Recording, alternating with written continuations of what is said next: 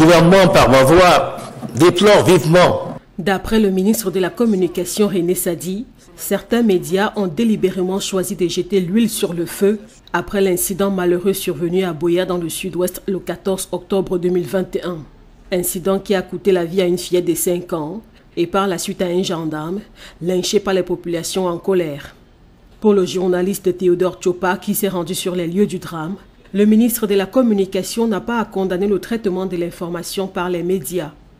Moi, j'ai été sur le terrain et quand le ministre parle de jeter l'huile sur le feu, je me dis qu'il ne faut pas condamner ce traitement sans avoir vécu les faits du doigt, sans avoir vécu et touché les faits du doigt. C'est vrai que ça peut paraître un peu exagéré de parler de décapitation, mais quand on a été sur le terrain, comme moi, et qu'on a vu l'état du corps de cette fille, on peut en conclure, sans courir le risque de se tromper, que si cet enfant n'est pas devenu acéphale à la suite de cette balle qui a littéralement fait exploser sa tête, ça en a tout l'air. C'est-à-dire qu'on n'est pas loin d'un enfant qui est mort sans tête, si vous voulez. Parce que j'ai vu le corps recouvert d'épais bandages pour qu'elle ait encore un semblant de tête en attendant que des obsèques lui soient remis.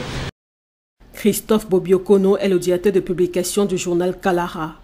Selon lui, le ministre de la Communication est certes dans son rôle, mais il ne doit pas avoir de confusion entre la presse professionnelle et les réseaux sociaux. Évidemment, quand on a suivi certains médias, on peut être du même avis que le ministre de la Communication. Lorsque vous écoutez par exemple un journaliste dire que le gendarme qui a été abattu a tué la petite fille avec sang-froid, c'est quelque chose qui peut être critiquable, dans la mesure où on sait très bien que le gendarme n'était pas en face de la fille pour la tuer de sang-froid. Vous comprenez? Donc, lorsque la paix est menacée, lorsque la situation est très grave, la presse doit rendre compte, mais peut se garder quand même, me semble-t-il, dans le choix de certains mots, dans la tonalité de certains papiers, à jeter de l'huile sur le feu.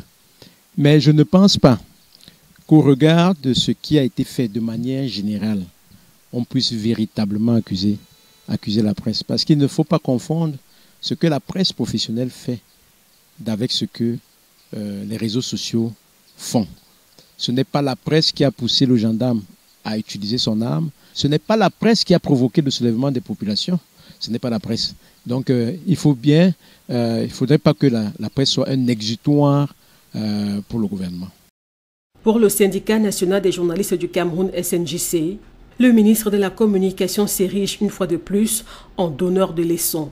Le syndicat national des journalistes Cameroun constate une fois de plus que le ministre de la Communication passe pour donneur de leçons aux journalistes. Nous sommes devenus coutumiers de ces faits-là.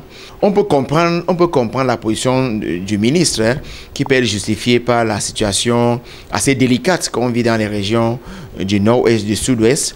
Mais nous aurions bien souhaité que le ministre reconnaisse d'abord que les journalistes font un effort, qu'ils ont fait un effort, que maintenant, au vu de la situation, en tenant compte du théâtre des combats, ils ne pouvaient donc pas avoir toute l'information dans les moindres détails. Mais dit que ce sont ces journalistes-là qui ont jeté l'huile sur le feu, moi je dirais non. Ce ne sont pas les journalistes qui ont demandé à un agent des forces de l'ordre de dégainer, de tirer sur un véhicule. Donc ce ne sont pas ces mêmes journalistes-là qui ont demandé à la population de se soulever, de s'en prendre à ce gendarme-là. Et pourtant, le communiqué publié par le ministre de la Communication le 15 octobre s'inscrivait davantage dans une démarche de sensibilisation des médias, affirme-t-on au ministère. L'objectif du ministre n'était de discriminer personne.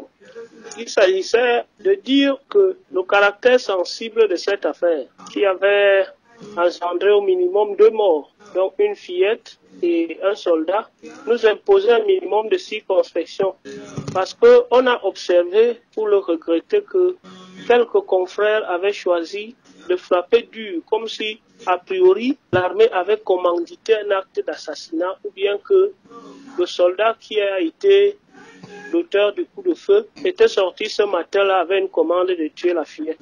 Et que il y avait déjà une haine particulière contre les militaires qu'il ne fallait plus à nouveau l'attiser au risque de remonter les populations contre l'armée. Mais ce qu'on peut regretter, c'est que les politiciens du dimanche en fassent un terrain politique et deux, que les médias en fassent aussi un sujet d'aggravation de la situation. Ça a été ça le sens de notre communication pour que les gens ne jettent pas l'huile sur le feu.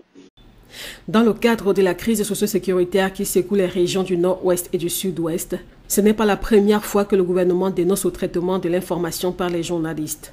En mars 2020, le ministre de l'administration territoriale, Paul Atanganji, avait accusé certains organes de presse de relayer les rapports erronés publiés par les organisations non gouvernementales. Je voudrais saisir cette occasion pour inviter les médias à cesser d'être des relais des rapports erronés contre les forces de défense et de sécurité diffusés par des ONG aux ordres. Equinox TV, STV, Radio Balafon, le jour Newspaper should take special note. Et pourtant, le préambule de la Constitution du Cameroun stipule que la liberté de communication, la liberté d'expression et autres libertés de la presse sont garanties par la loi. De même, tout individu a droit à la liberté d'opinion et d'expression, d'après l'article 19 de la Déclaration universelle des droits de l'homme.